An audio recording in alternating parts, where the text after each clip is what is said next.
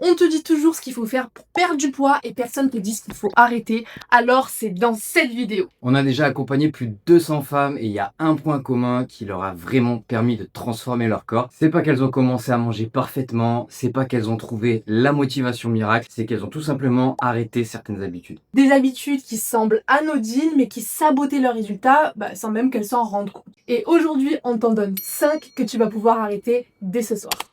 On croit que moins on mange, plus on maigrit. Logique, non. Sauf que dans la vraie vie, ça se passe pas comme ça. Quand tu sautes au repas, le petit déjeuner parce que t'es pressé ou tu dis bénéf pour perdre du poids, ou le déjeuner parce que t'as pas le temps avec le boulot, la faim, elle, tout au long de la journée, elle va s'accumuler. Et le soir, t'arrives devant ton frigo avec une faim de loup et là, tu manges 2 fois plus que si t'avais mangé normalement à midi. Ou alors, tu sais, tu vas craquer quand tu rentres du boulot sur ce qui traîne dans le placard parce que ton corps, en fait, il n'en peut plus d'attendre, il a trop faim. Résultat, tu manges plus sur la journée que si tu avais simplement pris ton repas correctement au bon moment. Et il y a un truc qu'on voit tout le temps avec les femmes qu'on accompagne, c'est quand on a vraiment faim, en fait, on choisit plus. On prend ce qui est là, le truc hyper rapide, hyper facile, et souvent, c'est pas les meilleures choses, ni pour notre perte de poids, ni pour notre santé. La salade qu'on avait prévu de se préparer, en fait, tous les ingrédients vont rester au frigo, pendant que les chips dans le placard, eux, ils disparaissent en 2 minutes. La faim intense, c'est au final un peu la pire conseillère alimentaire qui existe, parce que tout ce qu'on veut, c'est manger rapidement et nous amener des calories rapidement. Du coup, ce que les femmes qui ont réussi ont fait, c'est tout simplement d'arrêter de sauter des repas.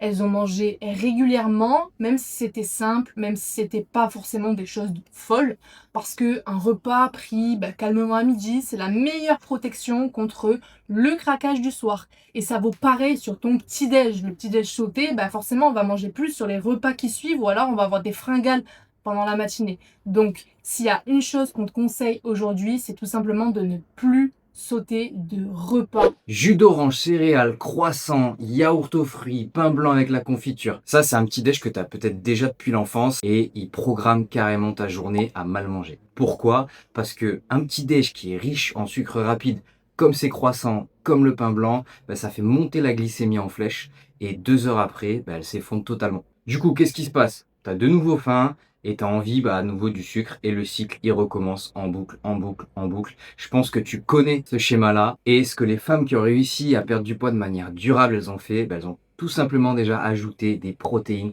dès le matin dans leur petit déjeuner. Des œufs, du fromage blanc, du jambon. À toi de trouver des sources de protéines qui te correspondent, que tu aimes consommer, mais mets-en dans ton petit déjeuner. Il n'y a pas besoin de tout révolutionner. Juste, l'idée, c'est d'ajouter une source de protéines à ce que tu manges déjà en bonne quantité. Ça va stabiliser ta glycémie, ça va te permettre de te couper la faim, d'avoir de la satiété jusqu'au déjeuner et de ne pas avoir envie de grignoter d'ici là ou d'arriver avec la grosse fringale. Donc c'est un truc simple. Oui, tu vas dire c'est un truc simple, mais on te challenge à le tester dès demain matin et à faire en sorte de le conserver sur le long terme avec quelque chose qui te correspond. Et bien évidemment, si cette vidéo, elle t'amène quelque chose, abonne-toi. On publie du contenu comme ça chaque semaine. Il n'y a pas de blabla comme tu l'as vu, que du concret à mettre en place facilement dans ton quotidien. Et en plus, nous, ça nous soutient de ouf pour continuer ce genre de vidéo. T'as peut-être des enfants à gérer, un boulot qui prend tout ton temps, une maison à t'occuper, ou des gens autour de toi qui ont également besoin de toi, et toi, tu passes toujours en dernier. Tu manges ce qui reste dans l'assiette des enfants, tu sautes ta séance parce que quelqu'un avait vraiment besoin de toi, et du coup, tu repousses à lundi prochain, à la rentrée, à quand j'aurai plus de temps. Sauf que ce temps-là, il arrive jamais. Et je veux pas du tout te culpabiliser en disant ça, d'accord? Parce que si tu passes en dernier, c'est très certainement que tu es une personne très généreuse.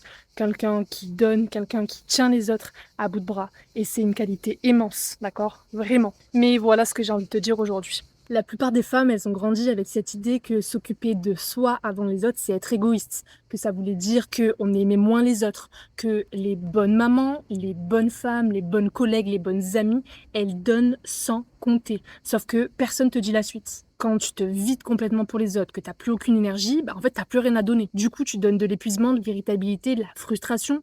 Concrètement, oui, tu es là physiquement, mais en fait, toi, tu es à bout. Alors que, à l'inverse, quand tu prends soin de toi, vraiment, tu reviens différente. Tu reviens avec de l'énergie, avec de la patience, avec de la vraie présence. Tu es plus disponible, que ce soit pour tes enfants, pour ton partenaire, pour ton travail, pour tes amis, pas moins. Prendre soin de toi, c'est pas être égoïste et ne plus rien faire pour les autres, c'est au contraire te recharger pour mieux leur donner. Et moi, clairement, je m'en rends compte de fou. Quand je prends du temps pour moi ou non dans la journée, je suis pas la même personne pour les autres. Je pense que tu l'as peut-être déjà remarqué. Et si c'est pas le cas, je t'invite à tout simplement en prendre conscience. Je suis sûre que ça sera pareil pour toi. Et les femmes qui ont réussi à transformer leur corps, elles n'ont pas trouvé plus de temps. Elles ont décidé que prendre soin d'elles, ce n'était plus optionnel. Elles ont arrêté du coup de traiter leur santé, leur bien-être comme un luxe qu'elles méritaient seulement si tout le reste était réglé. Les femmes qu'on a accompagnées et qu'on accompagne, elles nous disent souvent la même chose quelques semaines après avoir commencé. Pas juste j'ai perdu du poids, elles disent je suis plus patiente avec mes enfants, je suis plus présente, j'ai plus d'énergie pour les gens que j'aime. Au final, ce que je veux que tu retiennes, c'est que prendre soin de toi, c'est peut-être le truc le plus généreux que tu puisses faire pour ceux qui t'entourent. Alors concrètement, dès aujourd'hui, ce que je te propose, c'est d'identifier un moment dans ta journée, peut-être juste 20 minutes, que tu vas pouvoir te dédier rien qu'à toi pour faire quelque chose qui va te permettre de prendre soin de toi, de recharger des énergies, de te faire du bien. La balance tous les matins, le chiffre qui dicte ton humeur, la frustration que tu as bien mangé et que le chiffre, il n'a pas bougé. Ce rituel, c'est clairement ce qui sabote ta motivation plus qu'il t'aide. Faut bien que tu comprennes que ton poids, il fluctue chaque jour, que ce soit par rapport à ton hydratation, ce que tu as mangé la veille, ton cycle, ton transit. Et un chiffre le matin, il reflète pas ta progression réelle. Les femmes qui t'ont précédé, elles ont arrêté cette habitude. Elles sont pesées une fois par semaine, le même jour, dans les mêmes conditions. Et ce qu'elles ont fait, c'est qu'elles ont appris à se détacher émotionnellement du chiffre. On sait que c'est pas simple. Ce qu'elles ont aussi commencé à faire, c'est qu'elles ont mesuré d'autres indicateurs. Les vêtements, comment elles se sentent à l'intérieur, leur énergie, comment elles se sentent dans leur quotidien, dans leur vie de tous les jours. Donc concrètement, range la balance dans un placard, reprends-la une fois par semaine maximum pour te peser et prends en compte d'autres indicateurs qui vont être bien plus importants. Tu finis ton assiette avant de sortir de table. On a déjà tout entendu cette phrase, peut-être de tes parents, peut-être tes grands-parents, peut-être à l'école, et c'est toujours avec les meilleures intentions du monde. Ne pas gaspiller, être reconnaissant pour la chance qu'on a d'avoir tout simplement une assiette bien remplie. Et cette règle, on l'a intégrée tellement profondément que c'est devenu carrément un automatisme. On finit son assiette, point, peu importe si on a encore faim ou pas, peu importe la taille de l'assiette, peu importe si on a mangé 2 heures avant. L'assiette à la fin du repas, elle est vide et c'est comme ça. Sauf que ton estomac, lui, concrètement, il s'en fiche de ce qu'il y a dans ton assiette. Et il est peut-être déjà plein quand tu as mangé à peine la moitié de ton assiette. Sauf qu'il y a deux choses qui se passent.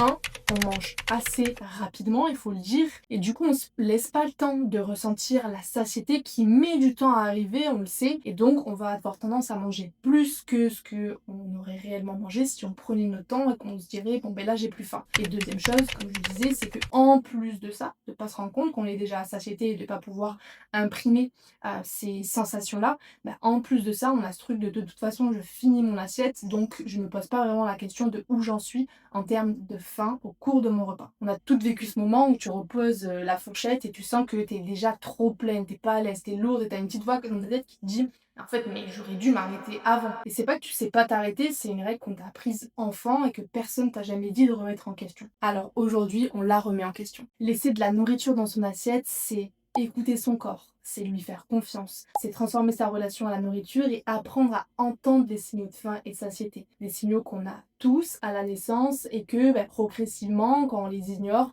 parce qu'on nous a dit de finir notre assiette, on n'arrive plus du tout à écouter. Ce que les femmes qui ont réussi ont fait, c'est qu'elles ont réappris à s'arrêter quand elles n'avaient plus faim, pas quand l'assiette était vide.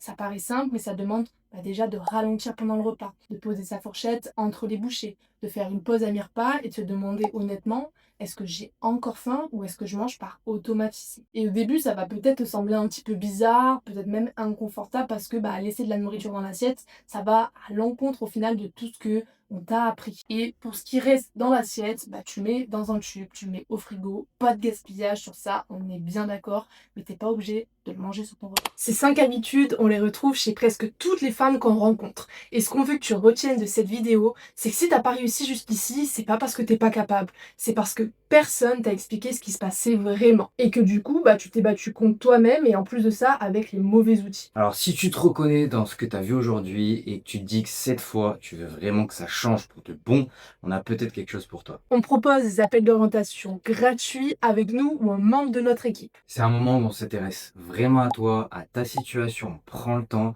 à ce que tu as déjà essayé, à ce qui bloque aujourd'hui et à ce que tu veux vraiment pour toi dans les prochains mois. Et à la fin de cet appel, peu importe ce que tu décides, soit de travailler avec nous ou alors de continuer seul de ton côté, tu repars avec de la clarté, tu comprends ce qui t'a freiné jusqu'ici et tu sais ce dont tu as besoin pour enfin avancer. On travaille avec des femmes qui ont déjà tout essayé avant de nous appeler. Weight Watchers, salle de sport, régime, appli, nutritionniste. Des femmes épuisées de recommencer. Des femmes qui pensaient que du coup, le problème venait d'elles. Et la plupart nous disent la même chose à la fin de l'appel. J'aurais dû faire ça bien plus tôt. Pas parce qu'on est magique, pas du tout, mais parce que enfin quelqu'un a pris le temps de comprendre leur situation sans les juger et de leur donner une direction claire. Et donc, comme tu peux l'imaginer, les meilleurs créneaux, ils partent très rapidement. Donc, si tu veux un créneau qui colle avec ton agenda, eh ben, on te laisse cliquer sur le lien qui est juste en dessous pour pouvoir réserver ton créneau et qu'on puisse passer ce moment-là ensemble pour t'aider à avancer. Sur ce, on dit à très vite dans la prochaine vidéo. Ciao, Bye ciao! bye!